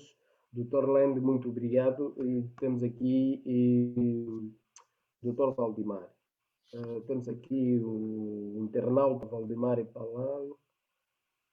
E ele também brinda-nos aqui com algumas questões que, na verdade, vai mais para a questão, hoje parece-me que vai mais para as questões penais. Sim, é um ponto. De novo, não sou um especialista, mas ainda bem que fala disto, porque isto é uma coisa que sempre fez muita espécie. Que é a seguinte, mas como é que as pessoas coletivas podem cometer crimes? Vamos pôr as pessoas coletivas na cadeia. Bem, mas a responsabilidade penal das pessoas coletivas não é isso. Também é preciso já, digamos, travar o início da confusão. É que do que se trata é de muitas vezes, quando nós combatemos o crime, que é sempre individual, o crime é sempre pessoal, portanto, por causa do princípio da culpa, portanto, as pessoas de carne e osso é que cometem crimes, são elas que são suscetíveis de uma censura moral e, sobretudo, uma censura penal, mas a responsabilidade penal das pessoas coletivas é importante porque permite, digamos, destruir e desmantelar estruturas propiciadoras dos crimes ou estruturas que sejam paralelas ou consequências dos próprios crimes. E muitas vezes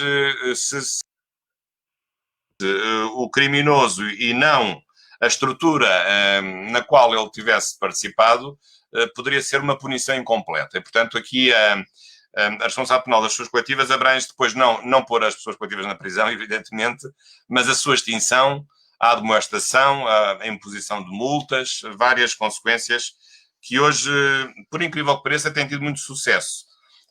Um pouco naquela linha que eu referi há pouco, às vezes, da maneira de dissuadir o crime é de obrigar a uma compensação económica, sobretudo na parte dos crimes económico-financeiros. Claro que os crimes de sangue, um crime de homicídio, nunca é compensável porque a pessoa não vai renascer. A pessoa que é assassinada não vai ressuscitar, pelo menos neste mundo.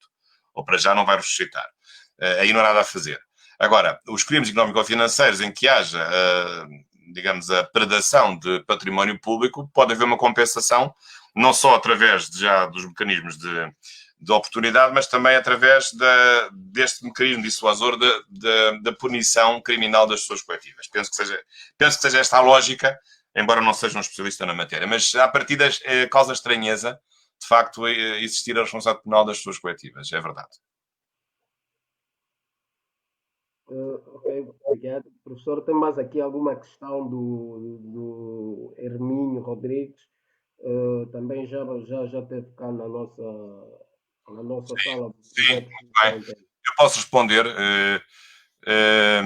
Eu acho que a perda dos bens é uma consequência normal da corrupção, não só da corrupção, como também dos crimes de tráfico de droga.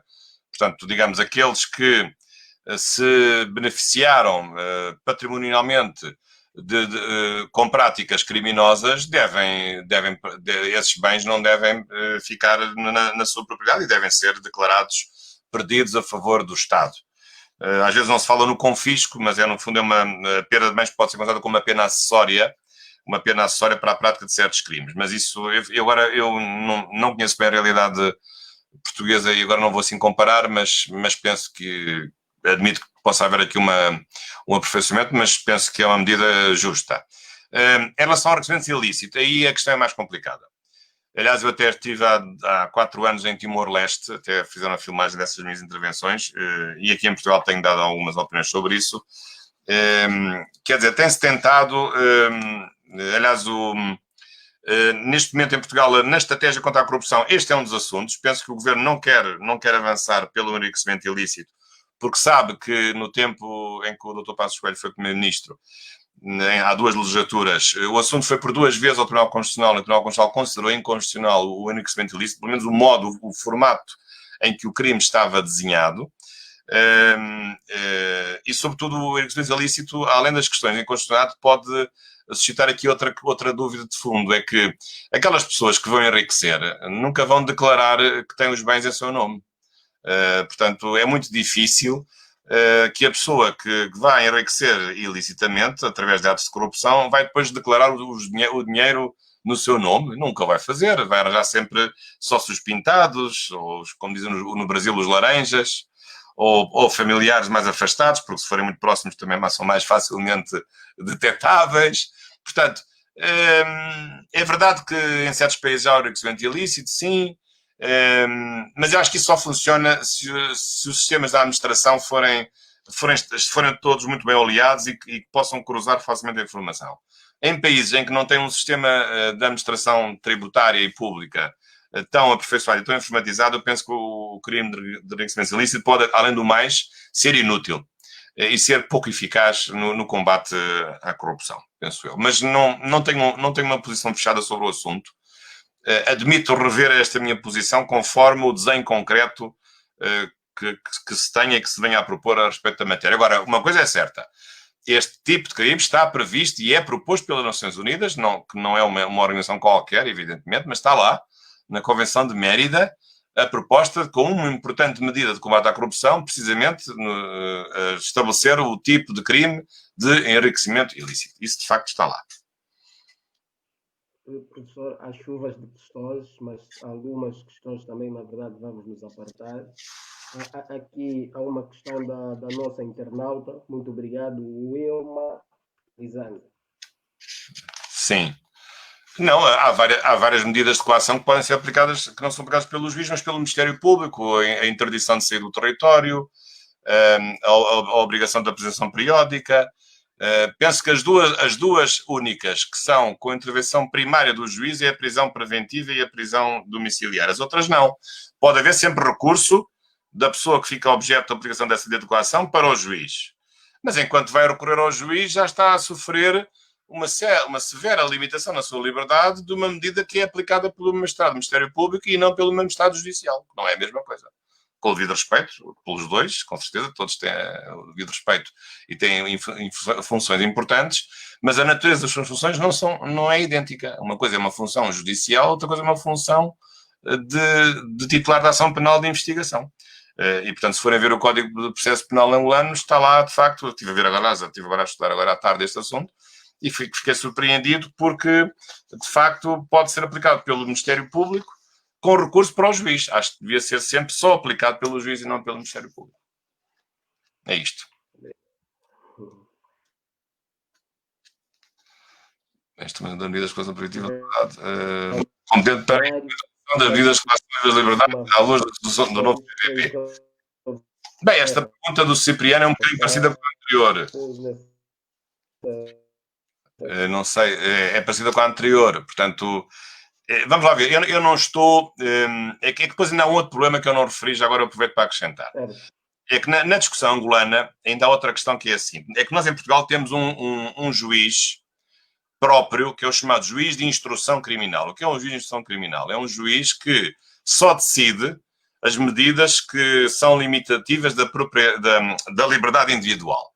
Isto é um juiz que reside, digamos, no contexto da investigação, do inquérito, da investigação criminal, não é, do Ministério Público, e é chamado Para quê? Para autorizar escutas telefónicas, para autorizar mandados de busca domiciliária, é autorizado para idas ao domicílio, portanto, é autorizado para aplicar um conjunto de medidas de coação, de arresto de bens, de proibição de exercício de profissões, medidas de coação provisórias. Portanto, há um juiz que não decide nada, mas é o chamado juiz das liberdades, que é um juiz que intervém avaliando cada medida que é proposta para ser tomada, que é uma medida de maior constrição da liberdade, se justifica perante, digamos, a realidade que está a ser apresentada, se essas medidas podem ou não podem ser aplicadas.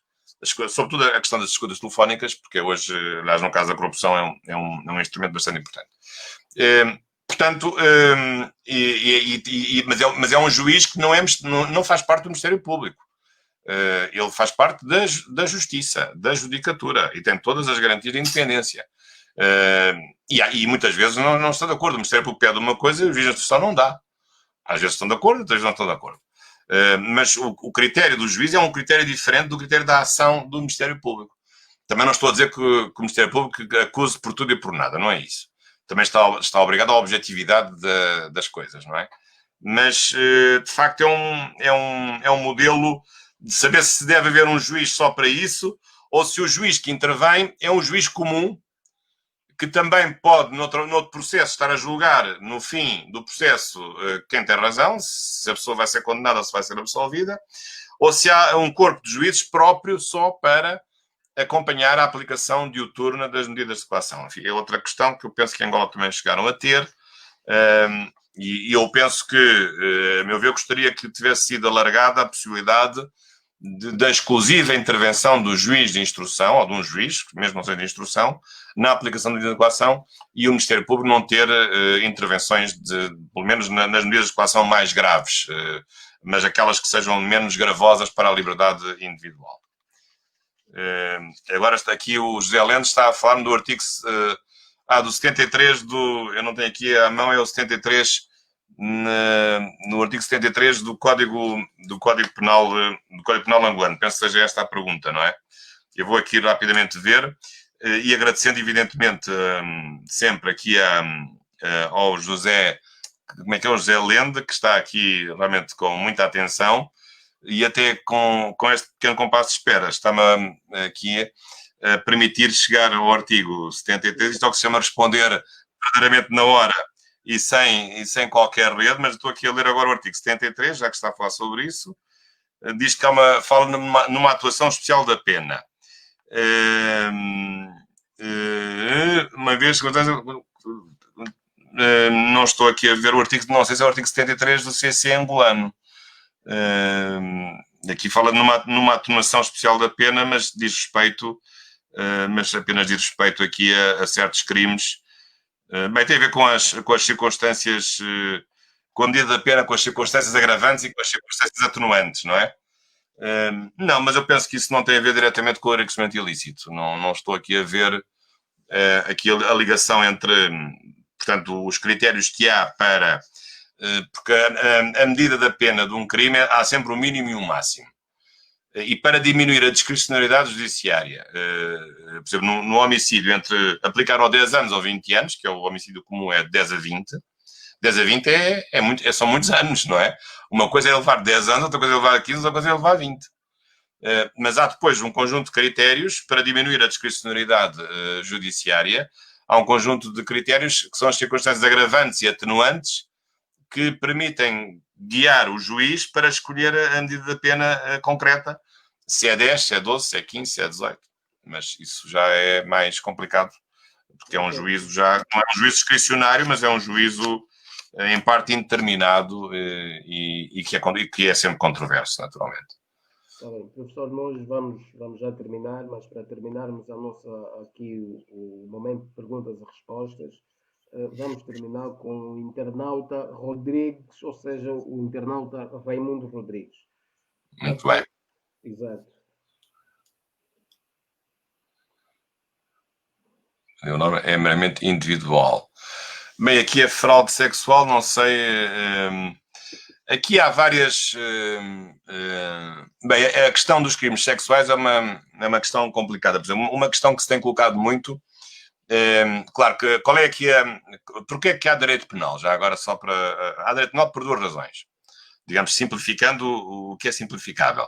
Primeiro, porque há bens jurídicos muito importantes que têm que ser protegidos e que estão na Constituição. Todos os direitos fundamentais têm bens jurídicos protegidos. Um direito corresponde a um bem que é protegido. O direito à vida é a vida. O direito à integridade pessoal é o corpo e a liberdade de espírito. A liberdade de opinião é a liberdade de pensamento e de exprimir uma opinião. A liberdade de associação é a possibilidade de eu me associar. Portanto, são bens jurídicos, não é? Agora, o direito penal protege bens jurídicos. Não é um direito caprichoso que protege aquilo que não existe. Tem que proteger bens jurídicos que mereçam tutela. Depois, claro que há regras da última ratio, o princípio da proporcionalidade, o princípio da culpa, tudo isso.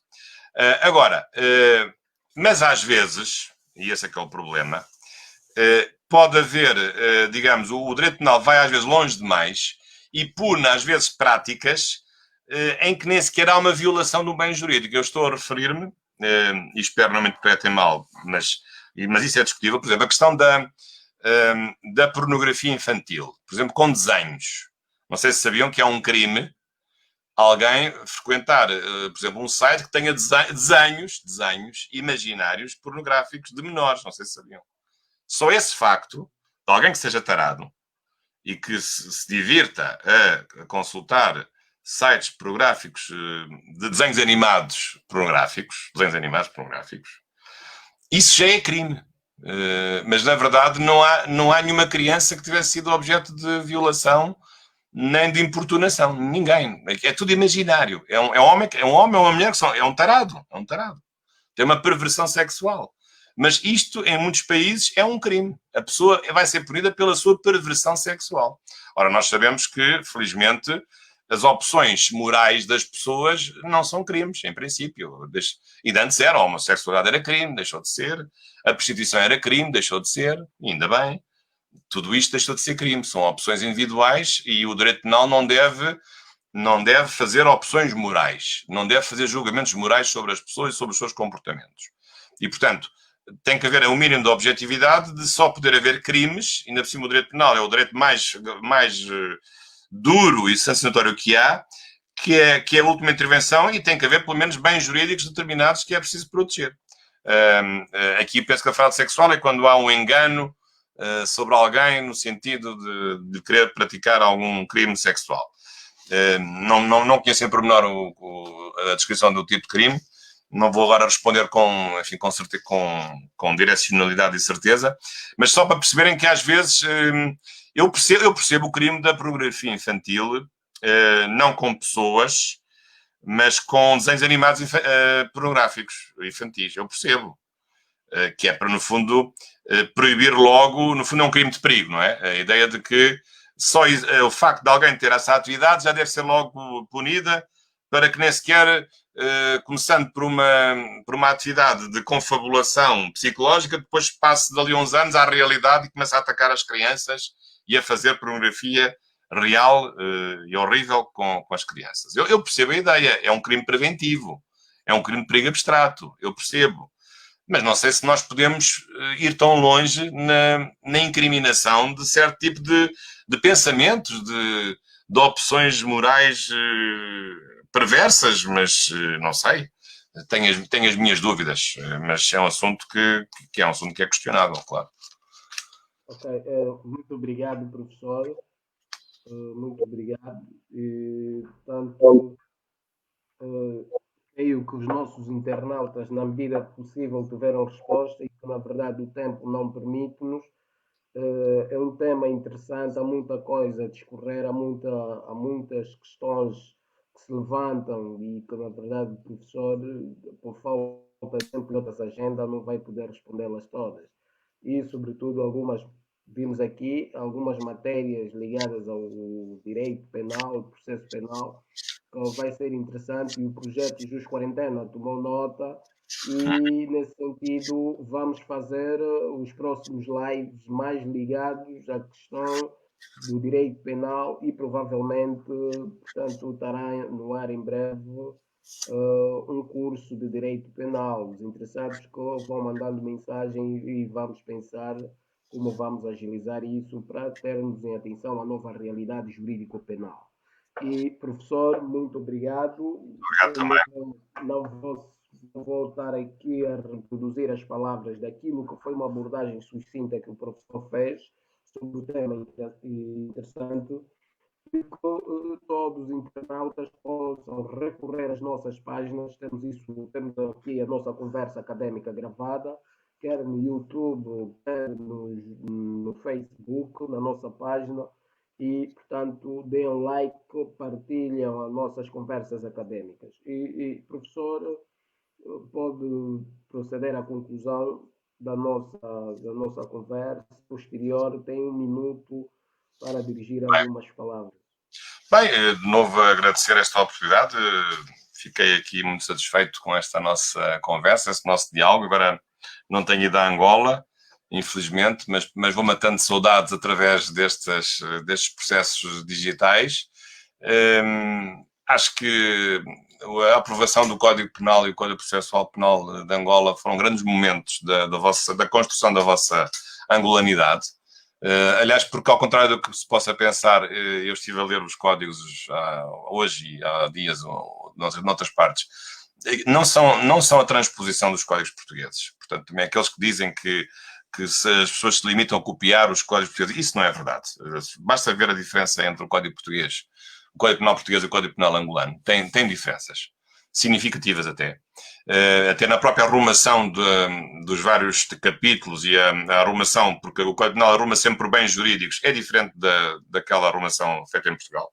Portanto, significa que há aqui uma autonomia científica de pensamento que Angola vai tendo. E, portanto, e termino também com isso, referindo-me um pouco a uma boa parte da minha vida profissional que tem sido dedicada, como sabem, aos países de língua portuguesa, porque vivi em Moçambique durante 2 anos, também vivi em Angola 6 meses, em 2001, e é uma parte da minha vida profissional que eu acho que tem corrido bem e em que eu me tenho sentido bem, mas sobretudo vendo isto, não como alguns veem, infelizmente, mas não quero estar a acusar ninguém, não tenho provas, nem tenho jeito para acusar. Quer dizer, veem isto como um neocolonialismo, mas eu não vejo isto como neocolonialismo. Eu vejo isto como a nossa parte, quem sabe um pouco mais, ajuda, puxa pela carroça, mas depois a carroça, quando tem uma certa velocidade, anda sozinha. E, portanto, fico muito feliz hoje por olhar para as instituições universitárias angolanas, tem já novos doutores, tem mais mestres, tem colaborado nisso. A nossa presença, a minha pelo menos, não é eterna, porque na minha vida também não é eterna, mas felizmente que agora, e isto lembrando isto por causa do direito penal, basta ver em Angola, há vários penalistas de primeira água e não precisam dos penalistas portugueses. Portanto, isto prova que é possível que é um país ter a autonomia dos seus quadros, desenvolver os seus próprios quadros, e com isso, não tendo eu nenhuma culpa pessoal, mas como português, gosto de ser português, sim senhor, mas tenho pena que Portugal não tivesse preparado Angola para os desafios da sua independência, já que comemorámos agora na quarta-feira os 45 anos da independência de Angola. Tenho pena como português que Portugal tivesse privado e tivesse atrasado o desenvolvimento de Angola, de uma Angola independente. E portanto, este meu trabalho, se quiserem dizer que é um pouco de uma certa missão, ou missionário nesse sentido bom da palavra, talvez seja, mas é com grande regozijo que eu verifico que hoje há vários professores, até catedráticos da Faculdade da Universidade de Agostinho Neto, há novos doutores, novos mestres em outras universidades do país, têm-se multiplicado as universidades, públicas também privadas, e privadas boas, não são todas más, como às vezes também se diz, e isso é uma coisa muito importante e que augura um excelente futuro de autonomia de pensamento da própria comunidade científica dos juristas de Angola, e esse é o meu desejo e esse é um dos meus objetivos de vida. Portanto, agora posso descansar porque esse objetivo já foi em grande medida alcançado. Muito obrigado pela oportunidade também de estar convosco e parabéns pela iniciativa. Ok, obrigado, caros internautas.